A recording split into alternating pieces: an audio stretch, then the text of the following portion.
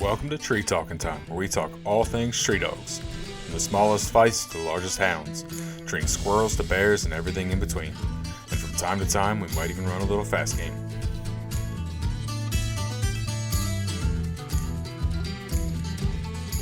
If people came here to hear about beaches and Disney World, that's probably not the part of Florida they'll hear about.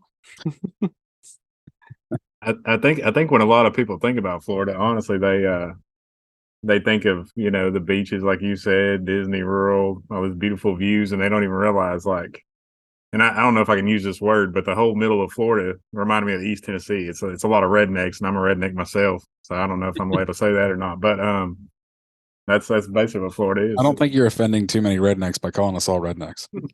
That's right. So we're definitely in the swamps of Florida, that's for sure. Yeah. I already told Zach that this is going to be called the coon hunting in the armpit of America. Like, it is hot, stinky. Everything wants to kill you. You're like, I don't understand why you guys coon hunt personally. We were talking about that the other night. I mean, just you got to have so much motivation to go out there and hunt. And probably most of all, you really need a good hunting partner because, I mean, just if you're going to go out there by yourself every night, you got to be either crazy or stupid by yourself. I don't know. You with a hunting partner, you guys got to go crazy. Yeah, probably right. I'm blessed. I probably got the best hunting partner. We'll be standing there sometimes, and we'll be in the middle of a swamp, and there'll be cattails and sawgrass up to your, eyeballs, and you're looking around for alligators or snakes and all that kind of thing. And your dog's treat on the other side of it, and there's no way around it. I mean, it's we sit there and question each other all the time. I would too. Yeah, Corey, tell them about your mosquito jacket. Oh yeah, we had to break that out last year. We were hunting 4 or 5 nights a week, and I mean the mosquitoes were just horrible. I mean you could spray down, it didn't matter, but I finally got on Amazon and looked up. They had a mosquito jacket, mosquito head nets, and we went to town, got them, put them on, and I mean that was the best thing ever. So the briars rip them up, but they're super cheap, so it didn't really matter. We just pick them up and put them on and go, and it definitely saved you some blood for sure. Is it just like a mesh? Yeah, it's like a really tight mesh. And I guess they just can't get you through it, but it worked out really good. Keeps you from having to even spray down. I mean, at that point, you don't even have to spray down, just throw it on and go. Do you guys hunt year round? Well, we do, and that's actually one thing that's really a blessing in Florida. I know it is kind of crazy hunting sometimes, but we are able to hunt 365 days out of the year. I mean, you can, it doesn't matter. Weather doesn't really affect you. It gets cold a little bit, but not enough to not go. I mean, we can pretty much go during a hurricane if we needed to. So. We got people all the time we talk to that say they're worried about the snakes or they're worried about the gators or that kind of thing. And in the summer, they are a problem. I was talking to somebody earlier today that was asking, are the snakes out and all this stuff? And we do have some dogs that get bit by snakes. Most of the time, some Benadryl, and Corey's wife is a phenomenal vet tech. Well, she's a former vet tech. 13 years or something like that, Corey?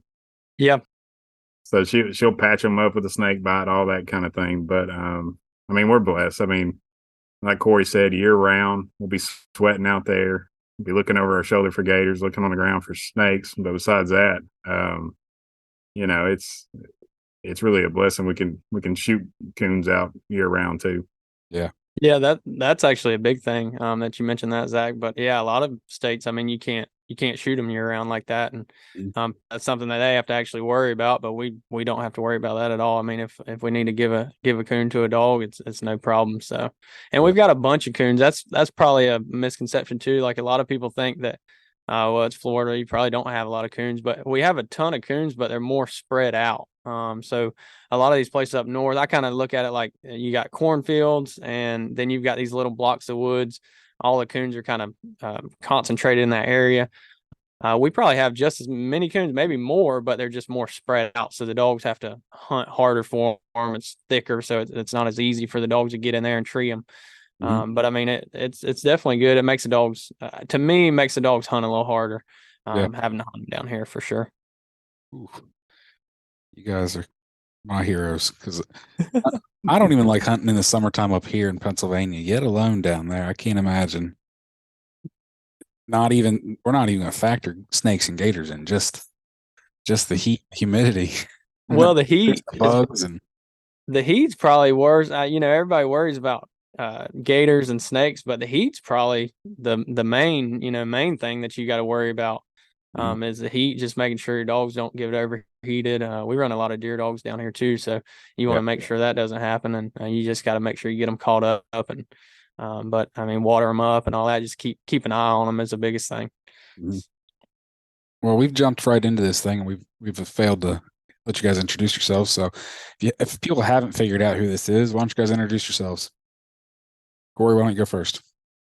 Well, I'm Corey. I'll be 30 this year, the big 30. So I've been coon hunting since I was like 15. No professional by any means. Just have been in the woods a lot of nights.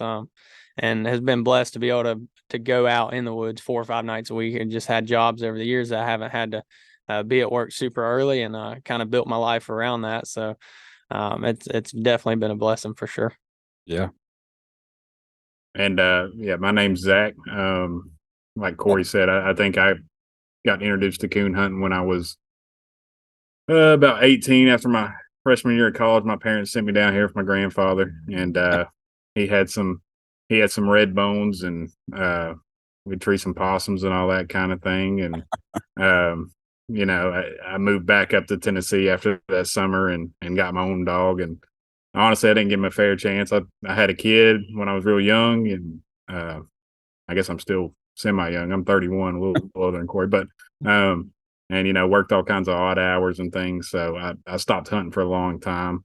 But I moved back down to Florida about 3 years ago, and really started hitting it hard this past year, and got hooked up with Corey. And we'll drag my grandfather out there. He'll drag us out sometimes, but it's been a real blessing. Man, throwing your grandfather under the bus and his dogs. No, it was actually red bones, they get a bad name besides the red fern grows. What a great movie. But he did have a really nice female. She looked kind of like a walker, to be honest with you, but she'd go in there and I almost won a hunt. First hunt I ever entered, I almost won it with her. I loved her. The other 2 red bones, I don't think they had many brain cells, but I guess I got broken in right. So there you go. So you guys hunting walkers though now, right? Pretty much. Walkers and blue ticks too. We have actually a couple blue ticks now. Okay. I actually started with blue ticks when I was 16. I got a little 3-year-old that was pretty much already going and treeing coons, and we would leave work and go out there and hunt all night pretty much, and then go to school the next day. I had some good friends that always wanted to go with me.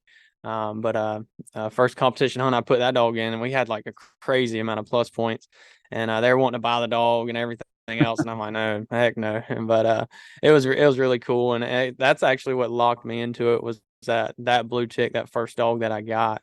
And that's just where we kind of took off from there. But we have 2 blue ticks. We have one that's like a year old that a guy actually gave to us. It was going to be a hog dog, but it had some Coonhound bloodlines, and I just wasn't doing real good for him. So we started hunting her, and she showed some natural ability right off the start, wanting to tree a possum right out the gate. We turned her out first night, and she wanted to tree a possum, and she hasn't messed with them since. And she's actually treed 2 coons the last week, so she's doing pretty good.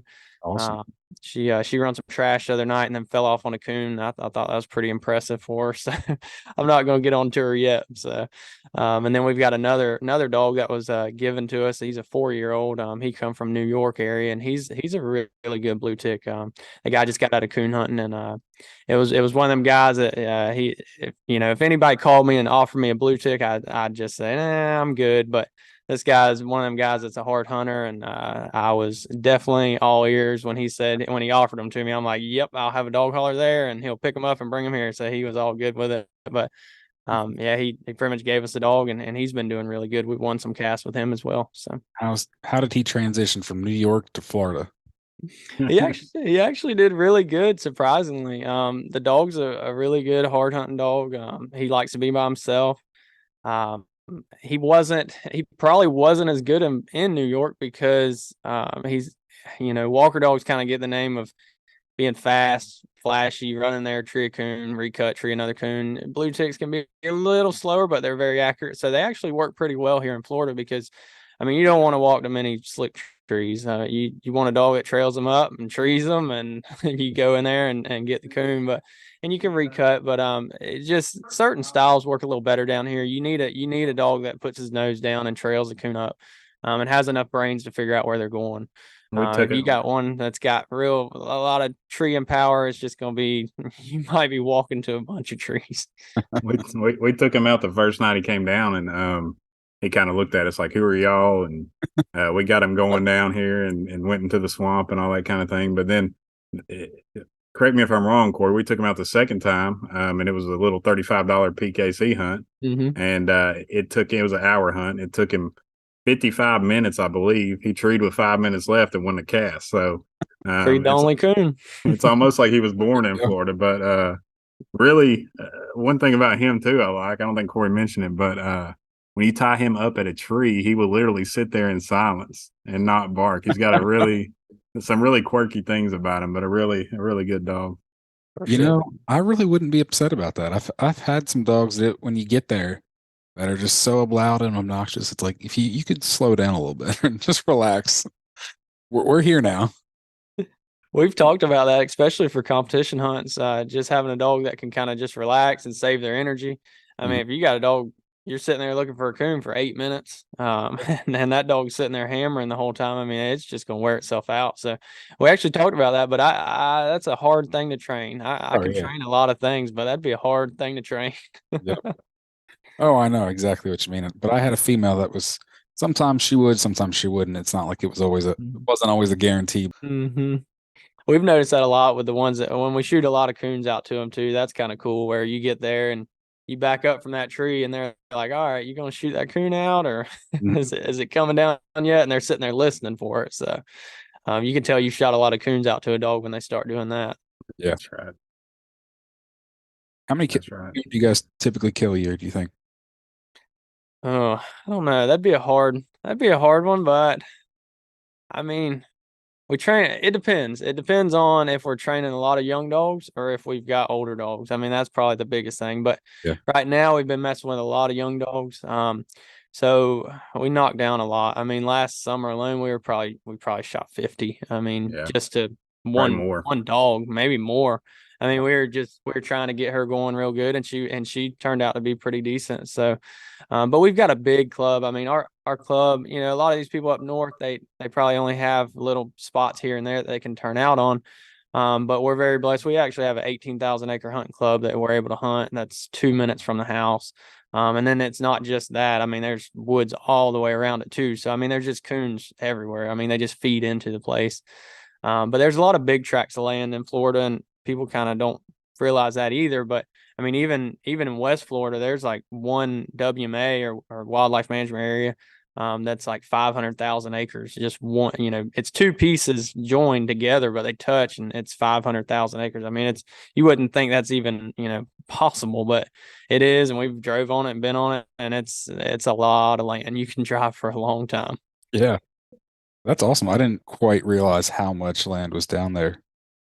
The way I try to explain it to people is it's more concentrated with like the growth in Florida. You got a lot of people like Jacksonville, you take for instance. I mean, there's a lot of people there, but they're all concentrated. And then as you get away from there, I mean, there's outskirts and the country and everything else, and you've got these big tracts of land, and that's what allows people to run deer dogs down here too, just having the big tracts of land, and it's a lot of swamp is the reason why there's probably not many houses there, but. Yep. The one good thing I will say this, like I lived in Tennessee for most of my life, and I've done some hunting there. And when I go back and visit, I hunt. You know, down here, how most woods are, unless you're hunting the forest or something, you can pretty much everything's pretty blocked off. It's flat. There's trails and roads. Whereas up in Tennessee, sometimes you're walking up a mountain for a mile. Most of the time, we can get within 1,000 yards of a dog, maybe. So. You know, that's one nice thing about hunting down here. However, when you do have to walk 300 yards and you're in that area with all the, you know, underbrush, it's basically a jungle. Yeah. So, but that's where the coons go, and that's where they live, and that's where we end up half the time. So, I want to know when you guys start training monkeys. That's what I want to know. oh, I've heard there's some monkey colonies down there. So when you guys start training monkeys, I want to hear about it. there. We actually go over to a PKC hunt. It's out down in Citra, Florida. Well, Ocala, I guess, and I guess some of where they come from, Silver Springs, Corey. Yeah, there's some monkeys over there. They say they tree them, and they showed us a trail cam footage, and there was 40 monkeys on a feeder. There's a pile of them on there. I don't really want to mess with the monkeys. They're a lot meaner than coons. Oh, I don't want to mess with them either, but that's why I want to hear about it though. Yeah, I'm not a big game hunter. I'd classify them as big game. Don't you run deer dogs? That's big game. I do, yeah, I guess you could say that, but I don't consider that big game. But yeah, I guess it is in the eyes of everybody else. It is, but I do enjoy that. That's been pretty fun for sure. How many guys do you have in your club that run deer dogs? We've got, that's what mostly our club is made up of, but we have like 100 members in that club, and we're the only coon hunters in it. Okay. So that's nice. But then there's a bunch of deer hunters. But as far as like there's honorary members and stuff like that. So probably, I mean, in our crew, we hunt 5 or 6 trucks. So it's really not like overcrowded. There's not like people on every road. Mm-hmm. Some of the places that deer hunt with dogs, they like put standards out. We more like head them. So as the dogs are running the deer, we actually try and get in front of them with the truck. Gotcha. So that's a lot more fun. You're not sitting still ever. It's pretty crazy. I never experienced that until this past fall, and Corey's driving 100 miles an hour down the road, hitting every bump, and we got the kids and the wives in the car. I mean, it's something special. Yeah. Now I've deer hunted with dogs in Virginia, but it's sitting on a stand. You know, mm-hmm. they dump dogs into a block, and basically it's just kind of a free for all, and you're just hoping that they push a deer your way. For sure. It's so thick here. It's tough. I mean, we don't really kill a lot of bucks, and we can only kill bucks. We can't kill does in our club. But I mean, it's tough. It's not easy. That's for sure. I mean, there's a lot that goes on, and you're trying to figure it out where that deer is going to go. That deer's been ran many a time. So he's a lot smarter than we are, even with all the technology out there. Yep. Now you guys have a lot of other game there. Like you got a lot of hogs or coyotes or anything else like that? There's a lot of hog hunters in this part. Coyotes, a lot of coyotes. Bears, there is bears, and can't talk about them in Florida without getting in trouble, it seems like. But no, hopefully they'll have another hunting season there. They're coming up on they'll probably be doing it pretty soon, I would think, in the next year or two. There should be a bear hunting season. Okay. But other than that, I mean, hogs is a big thing. A lot of people do that. Coyote hunting, predator hunting's not as good here. We do have people that do it, but it's kind of tough because you don't have the field of view. You don't have a way to see them gotcha. Where we're at anyways. It's just too thick. So you would have to shoot them down the road. And it's tough to get them. I mean, they're already smart enough. They poke their head out, see you, they're gone. So. Gotcha.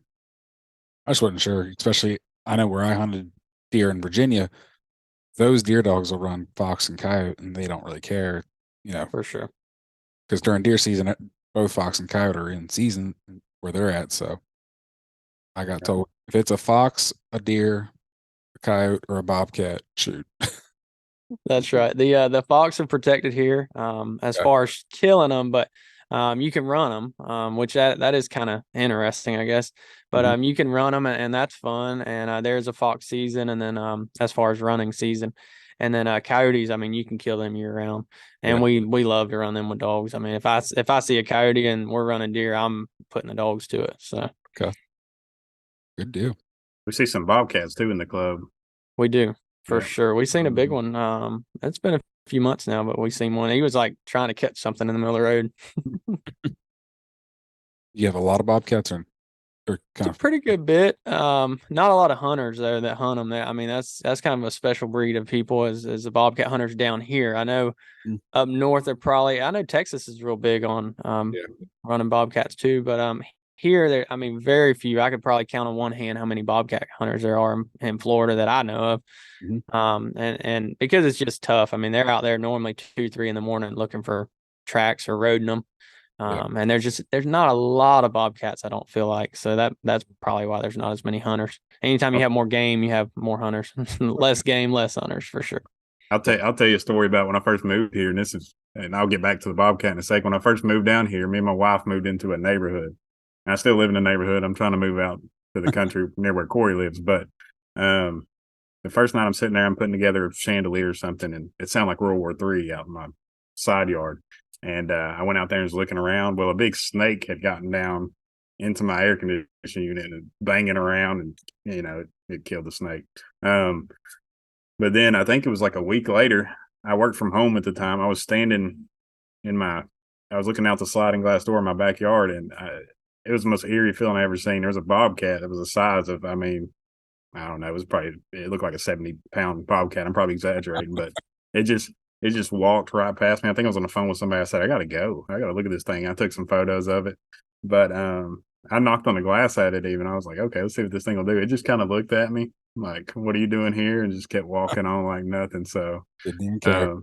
yeah, there's plenty of bobcats in the neighborhoods, I guess, too. Well, you guys have all kinds of stories, and I think especially a recent one that I really want you to tell is about your eye here recently there, Zach.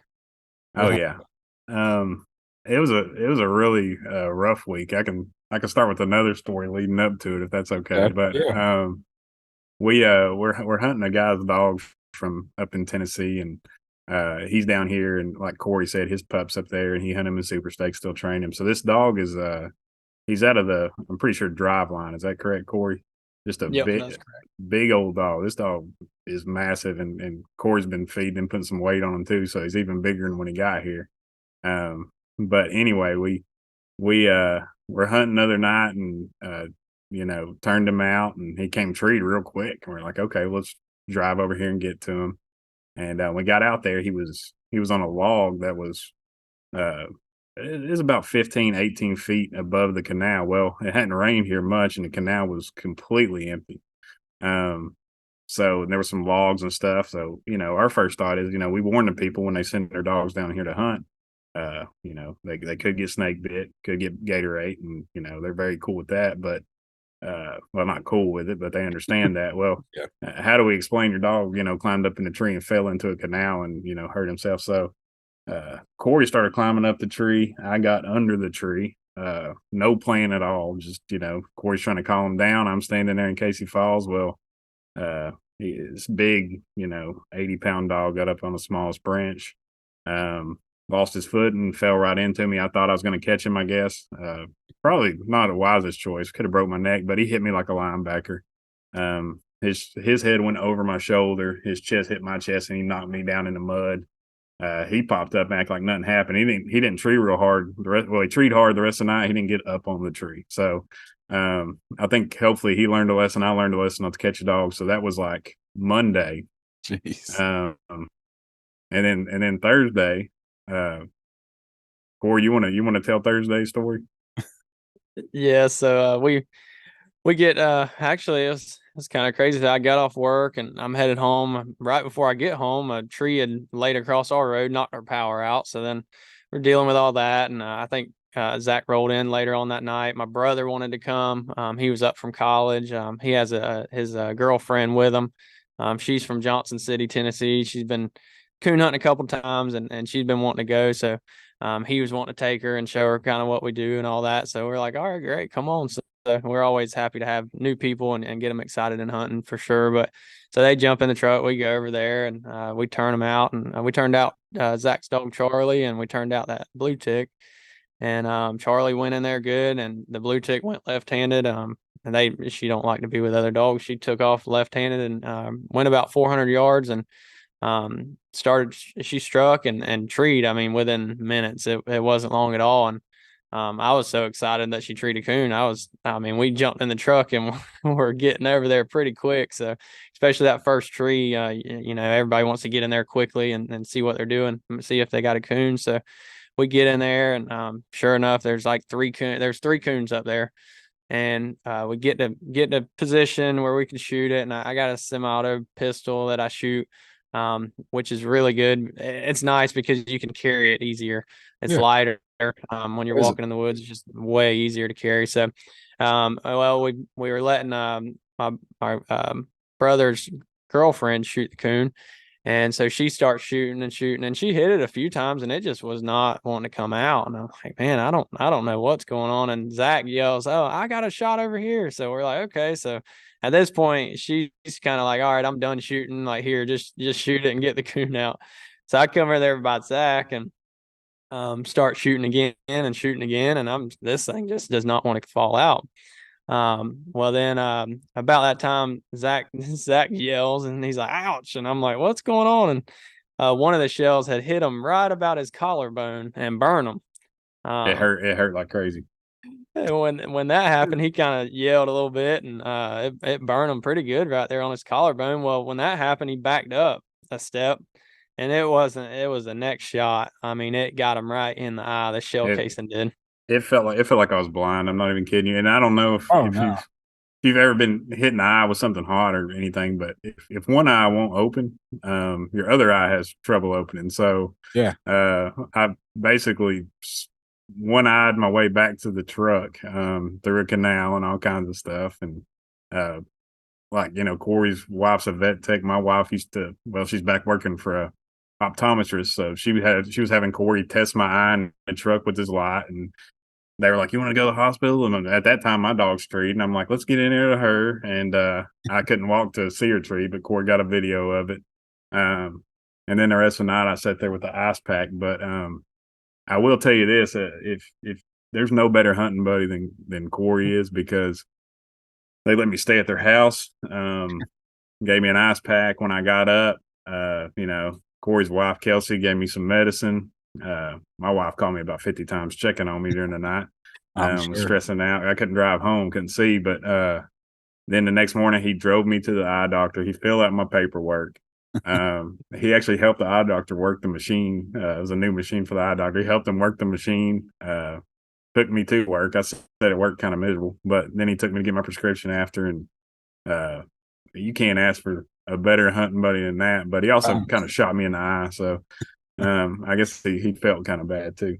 You felt guilty. I kind of felt like I had to, right? No, I'd do it and do it all over again. I actually thought he was being weak at first, and I'm like, man, I don't know. It's just the eye.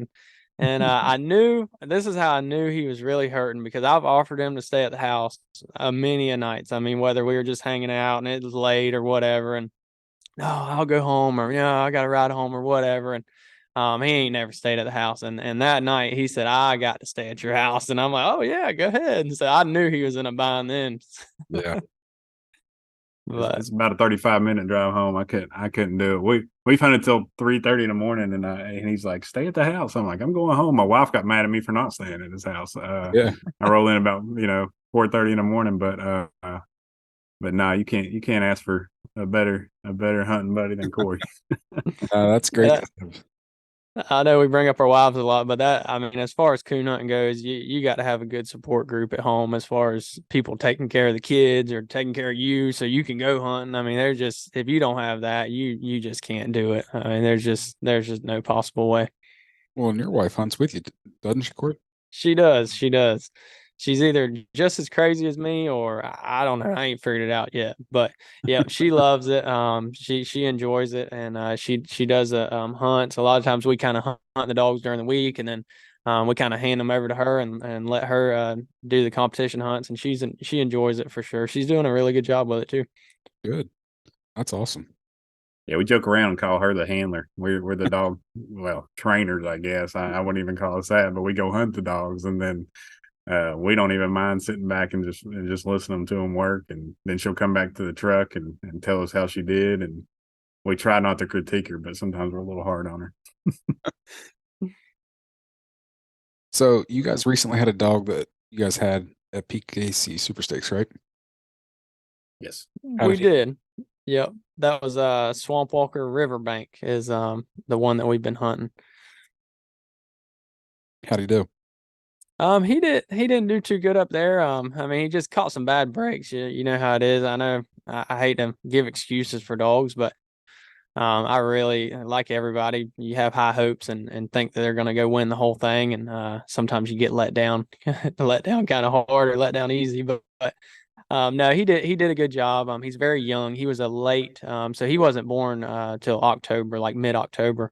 So he was a very young dog, facing all them other dogs, which still should be able to compete. He just didn't have the right breaks. First night there was no coons treed, and then the second night he hunted. I think there was one coon tree. No, he treated coon by himself, but just got beat out on strike point. So I mean, just little stuff like that, and you just kept him from advancing. Mm-hmm. That's the one thing I don't like about competition hunts is literally strike points. Two dogs do the exact same job, and, and especially when they split, it's like they work two different coons. So, but the one dog that got started first and had better strike points could literally win, and it's like they did the exact same thing. Exactly. And I mean, if they could do away with them or well, at least make it even, then that way you don't have a lot of arguing too. You probably have the most arguing on the strike. And, after that, you don't really have any arguing. Everything's pretty chill. But the most of the time your arguments are with that strike points, and it's because there's just too much weight on them as far as winning. I mean, you have to have them to win. You struck my dog. That happens all the time. About every other hunt, really. But I mean, it's hard sometimes when there's 3 or 4 dogs barking in there. Yep. And do you guys hunt mostly PKC or mostly UKC or mix both or? Mostly PKC. I just like it. Just you feel like you get something back. You don't really. I mean, at the end of the day, it's still a hobby, and unless you hit a really big winning jackpot somewhere. But other than that, I mean, you might get some gas money back. But most of the time, even your winnings don't cover your gas money. So not anymore. No, it really doesn't. So, but that's what we kind of like to do. It's just been a good format for us, and I really enjoy it at least. Awesome. Which hunt you say you're going to next to take photos of? Black and Tan Days. Okay, Black and Tan Days. I'll be looking for them. That'd be good. Anybody with Black and Tan, come on up. That's the one dog. Well, we do know a guy with Black and Tan, but that's the one dog we don't have, I guess. So, gotcha. I had a buddy that loves Black and Tans. He is all about them. Kevin. Yep. Is he going Black and Tan Days? No, he actually got out of it a few years ago, and I hate it. He was a good hunting buddy. We'd go a lot of mornings and just go hunting, and that's actually really good down here. Is hunting in the mornings. Get up about 4 and go out there for a few hours. It's just like going to the gym. I've thought about it. Unfortunately, my work schedule, I just can't do that. But if I'm ever in a different position, I've definitely thought about doing some morning hunting. One of the coolest mornings I had was with Kevin, and I'll never forget that. But we turned the dogs out. It was a really nasty, like sawgrass everywhere. I mean, there's 4 or 5 foot high sawgrass, and the dogs were just trailing, and they were getting hotter and hotter. And it was probably, I'd say, 200, maybe 150 yards away. There's some big cypress trees just sticking up out there. It was just breaking daylight, and you see that coon climb all the way up that tree as the dogs were coming on, and that was really cool. And I don't think I'll ever see that again. But that was a really cool experience as far as that goes.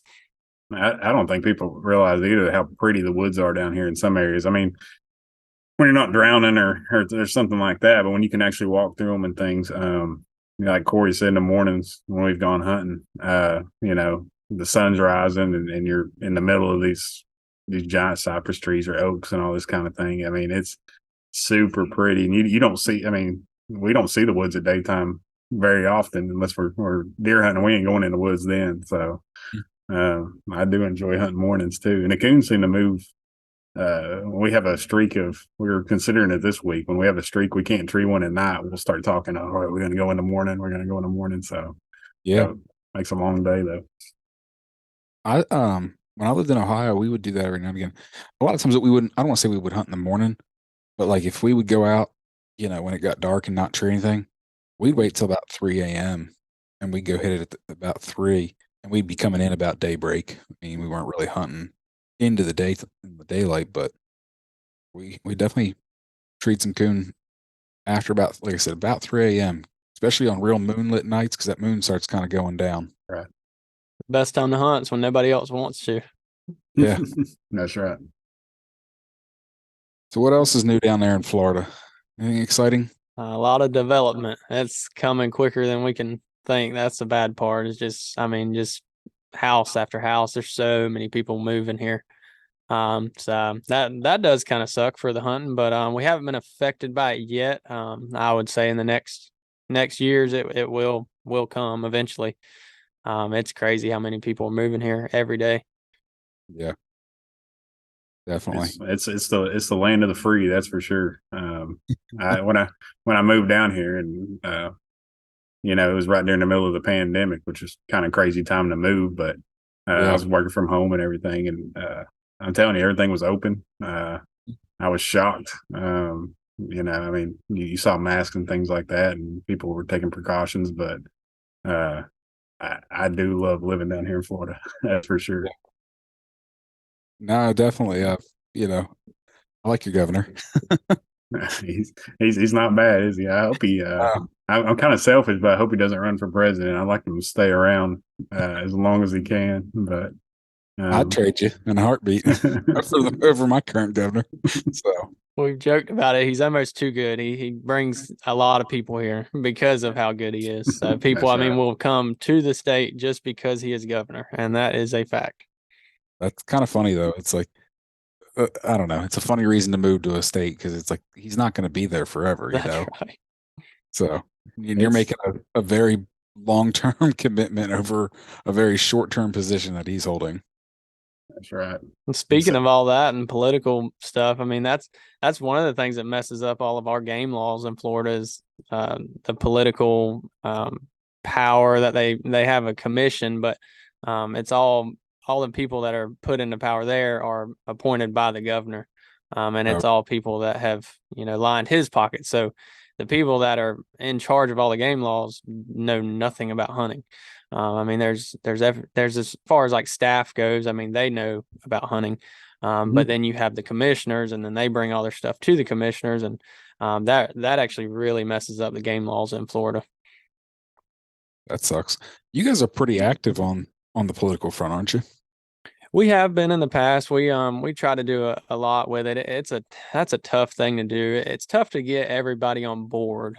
We did pretty good with it as far as kind of getting people in our area on board. We're really wanting to get like a central organization that could kind of almost like the NRA, where just it's a real central organization that would take care of all kind of hunting, hound hunting at least.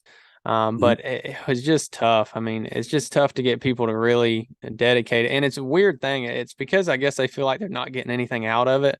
If they buy a product, they get instant gratification. They bought that product and they have it in their hand. But when it comes to supporting what they love, they don't want to do it. And it's a very, very strange thing.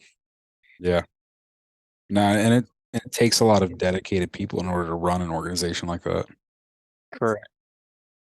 That's what we need is people to do it.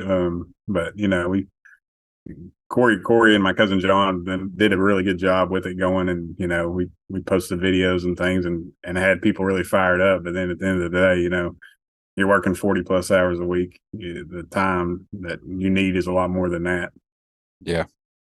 And they're all working, everybody in this sport's a working man mostly. So that makes it tough in itself. I mean, these guys are working hard. They're out there 40 plus hours a week. And that, I mean, at the end of the day, it's everything they can do to just go hunting and get away from all that. It's hard to get them back out there and, supporting the mission or helping it out.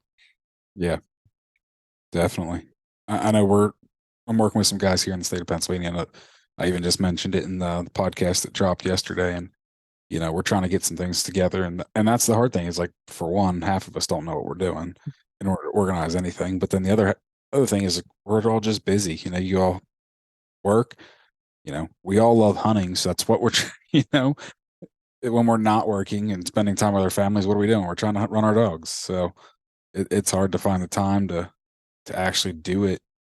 And like I said, it's a lot of work to get everything set up and stay on top of it even once it's set up. So that's true. That's when we got into it was when the Greyhounds got taken out of Florida, and that was a big deal. I mean, it was really sad because it was put on a ballot for the majority, but it was a minority that was running Greyhounds. So it doesn't matter. Even if you put football on the ballot, I mean, that's still a minority of people watch football, in the grand scheme of things. So, I mean, if you're having a majority vote on a minority sport, I mean, you're overruled out the gate. So it should have never been on the ballot. It's really, really sad that even happened.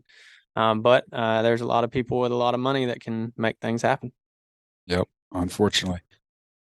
And like you said, those people with money, they have the time. So Right. For sure.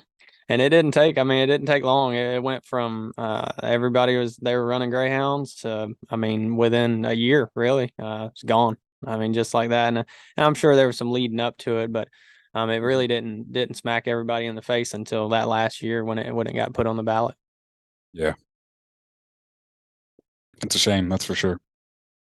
So well, we need a couple more good stories. Corey, I was told you have all kinds of stories. Oh, I probably do. And just thinking back and figuring out what they were. It's one of the things. I have a very short memory, but then when something comes up, I'm like, oh yeah, I tell you all about it. But What's the best dog you've ever had?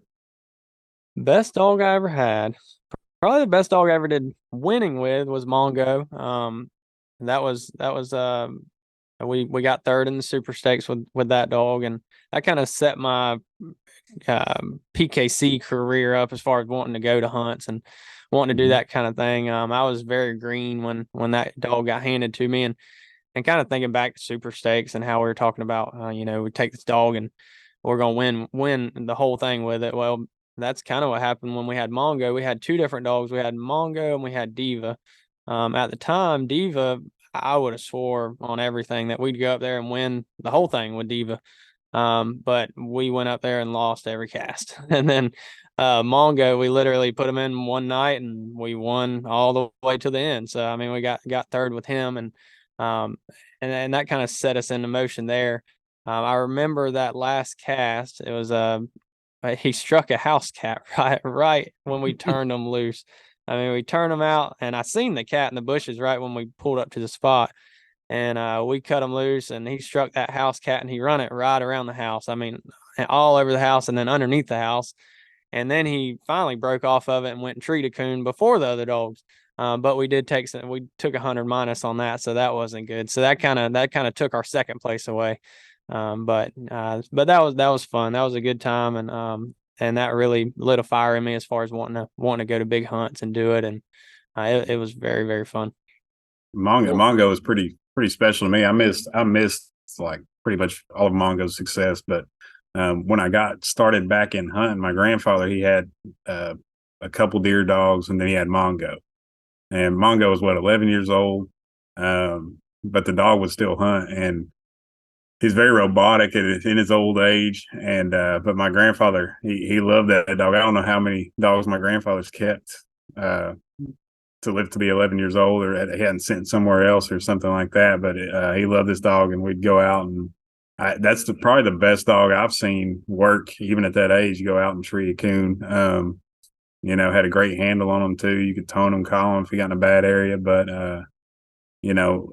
my wife and my daughter, they got to see Mongo, and my wife was always trying to pet him. Well, right before he passed, he came over, and my wife got to pet him, and that really got her, I guess, accepting of me coon hunting, because she got to see, this a good dog, really. Yeah.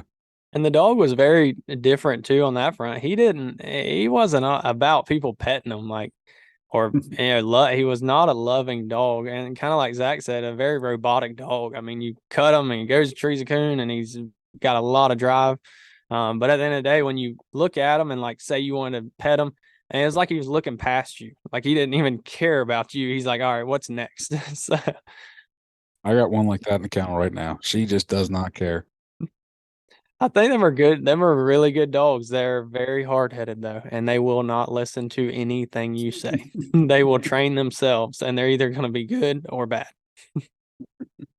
Now, is he a walker? He was, yep. off of I think it was River Bend, Lonesome, that kind of line of dogs. I'm very bad at pedigrees. I'm bad at directions and bad at knowing about pedigrees. I put it in Google and I can go to that place and I can read a pedigree, but I cannot recite them. But there's people out there that can tell you every dog pedigree, but I am not one of those. That's my grandfather probably. He's good about it. He can tell you every line of dog there is. I can't tell you every line of dog, but the ones that I follow, like I follow a lot of leopards because that's what I have, and a little bit of some other stuff here and there, other breeds of dogs, but leopard lines I know pretty well, and like I said, it's just because it's what I have. But genetics is a big thing. I mean, if you don't have the genetics there, you just can't do what you're wanting to do. At the end of the day, you're taking these dogs to the woods, and that you're basically just a Uber to the woods for them. I mean, they're going to the woods and hunting, and and if they've got it, they got it most of the time. And the more you hunt them, the more they get it. Yeah, me and Corey are about to get a crash course in genetics. I guess we've got our first dog bred together. But we got my female, she's out of the Charlie Creek line. And Corey's first dog that he got when we started back hunting, that's the Riverbank dog out of the Money in the Bank. So both pretty good genetics, but her heat cycle was coming in. She's already got her money one for fall. So we were trying to figure out, 6 months from now, that's not good. So she's a big dog, pretty good mouth. So we were like, let's go ahead and breed her. So we took her over and we bred her to the Z dog that did a lot of winning in PKC. So I guess shortly after the podcast, hopefully we'll have some puppies. We don't know yet, but and hopefully she tosses some good ones. We'll see. That was a good story in itself. I felt like I should have been more involved, but Zach and my wife were down there very, very involved in the process and holding her and taking care of her while they were locked up. But and she's a very tall dog, so they were lifting Z up to so he could get the job done. So that was very interesting, but it was a good time. I was holding her head and I looked over and Corey's standing there with his cell phone, holding it up, pointing it at me. And I was like, really? You're sitting over here videoing and I'm sitting here holding this dog on the concrete. So, but I'm going to have him at my house. So I got a lot of work coming. Yeah. He cut a window out of his dog room, cut it into a door so they can go in and out. So he's dedicated to this whole thing. I guess we're getting into the breeding game. How many dogs do you guys have? Just coon dogs, or no, all together? I've got one. Well, I got a house dog and I got one. My wife told me if you get a coonhound, they got to live inside. And you're talking about a rough experience. I got shingles trying to house train her, but one is probably the maximum I ever have in my house. But Corey's got a few more. Yeah, my wife's she used to be a vet tech, so she felt like she has to save every dog in the world. And we save dogs that wander up to us while we're deer hunting. So we end up we've got 12 deer dogs, one coon dog at the house, or 2 coon dogs at the house. Sorry, it's hard to keep track of them. We've got 2 basset hounds that roam around the backyard. She has a little Chihuahua too, of course, for inside the house, and then we've got a Brittany as well inside the house. So we've got a ton of dogs. Where's the rest of these hounds then? Because you were just saying you had 2 blue ticks. So one of the blue ticks is actually at my brother's house. Okay. The 4-year-old stays at his house and inside his house. So he actually, that was a pretty good story. He was in the Army for a while, and he was getting out about the time that the blue tick got offered to us. And I felt like it was just a really good time for him to kind of have something to do and transition into the regular world, because that's a whole whole another game of them being overseas and just he's just 1 year younger than me. So he has been in there almost, 9 years, I guess, been in the military, and that'll take its toll on you too. So he kind of took to coon hunting, and he's come with us a few times, and he ended up with the blue tick, and he fell in love with this dog, and really takes good care of him, wants to go hunting all the time with him. I mean, it's been a really good thing, and I think more people should probably have that or have some kind of hunting dog to help them out through life, especially life struggles. The best part about it, though, I will say this, is that Corey gave his brother a blue tick, so now I can kind of talk smack between the walkers and the blue ticks. We'll exchange texts all the time. I'm sitting here doing this interview wearing the coon hunting with Walker hat, so I get to give him a lot of crap. But I love that dog too. And it's good for him. He's always like, "Hey, buddy, hey, buddy." He's his best friend, so it's perfect. It's perfect. I think Zach made a little pre-video for the Charlie pups, and he had sent it to him earlier. And I think what he say? Let's see if I can find it here. It said the very first part of the video. It said, "What do you want in a pup?" with a question mark. And my brother messaged back and said, "One that's not a walker." He loves it. Yeah, I'm not on that walker train either, so I get it. Well, guys, got anything else? I think that I can't think of anything right off. As soon as we get off of here, we'll have a million things to say. Yeah. That's how it always works. Well, we talk, we sit around in the woods so much. I mean, if you could record our conversations in the woods, you would probably think we're insane or something. There's something wrong with us, because we sit and we overanalyze and we'll talk about something, and then be an hour later we'll be talking about the same thing. But there's very few quiet moments in the woods, whereas you put a camera and a mic in front of us, a little nervous maybe, or maybe we think people don't want to hear about these I guess assumptions about dogs and things like that we have. We did start doing some video, and as far as we making a Coonhound is a video that we kind of put on YouTube, and it's been fun to do. It's hard to do too, like we were talking about earlier about like photo and taking photos of dogs in the woods or videoing them in the woods is very tough, but it's been really fun, and kind of documenting the process. This is something that I seen on YouTube. There was a bird hunting guy that was kind of doing some things, and I really liked how he was doing it, and there wasn't really anything in the coon hunting world for that. And I know there's a lot of young people out there that probably want to know how to train a coonhound, and I'm not saying we're professionals by any means, but we just kind of share what we're doing and how we do it. And if you get any kind of anything out of that, that's great. I mean, that's anything. I mean, it doesn't have to be, you don't have to think that we wrote the book on it, but if you get anything out of it, it's good. So but it's coming along good, and it kind of shows us where we come from with a dog to where we are now. And I think that's very important too, because it's just like life. I mean, you forget about how far you've actually made it if you don't look back at what you've done in the past. So so that's kind of cool too, as far as looking back on them videos and saying, man, that was only 2 months ago or a month ago, she wasn't doing anything. So that's really been fun. No, and that's a good little series. I've watched a couple of those episodes, and they're titled "Making a Coonhound," correct? That's correct. Right. So for everyone listening, go to YouTube and type in "Making a Coonhound," and these should pop up. That's right. Because everyone knows that W Hunting Supply is the place to shop. So make sure you go shop there and buy your shirts, because Zach No last name is not important. So, but watch their videos. You can watch their videos on YouTube. That's right. So that's right. It's more. It's probably, you could change the name and call "Making a Hunter" too, because we're learning as much from the dogs as people are learning watching our videos. I promise. Yep.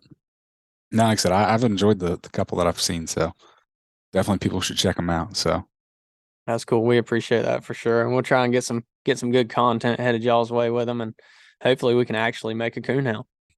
Yeah, that's the goal. I'm sure you can. They seem to be going in the right direction. That's for sure. The time is the biggest thing, and that's what we've seen, is just if you can put the time in. I mean, average hunter say they can only hunt 1 time a weekend. That's 50 times a year. A lot of times we can do 50 times in 2 months. You know what I mean? So that's a big difference when you're putting that kind of time on dogs. And I think you see a lot of what you were kind of talking about earlier about genetics and dogs reproducing or dogs not reproducing. And I really think it's the dogs that are throwing the quick starters, the ones that are kind of natural right out the gate, young. That's the ones that show to be good reproducers. But at the end of the day, are they really a good reproducer? Or did they just, have people that gave them time? You know what I mean? I think time is the biggest thing in the whole series that a lot of people don't know. So Yeah, you're 100% right. If you could buy the perfect coon hunting product at W or anywhere, it would be a time machine. I've told people that, that you can get a time machine and your dog's been hunted while you press the button. Yep. You'd be much happier than you are, especially when you're hunting pups like we're doing. That's all we're doing. Right. Well, good deal, guys. I really appreciate you taking the time to sit down with me tonight. Yeah, we were glad you had us, and we look forward to maybe hearing some more stuff that you have going on as well. Yeah, thanks for having us, buddy. You can find me on Facebook and Instagram at Tree Talking Media. And until next time, keep them talking in the timber.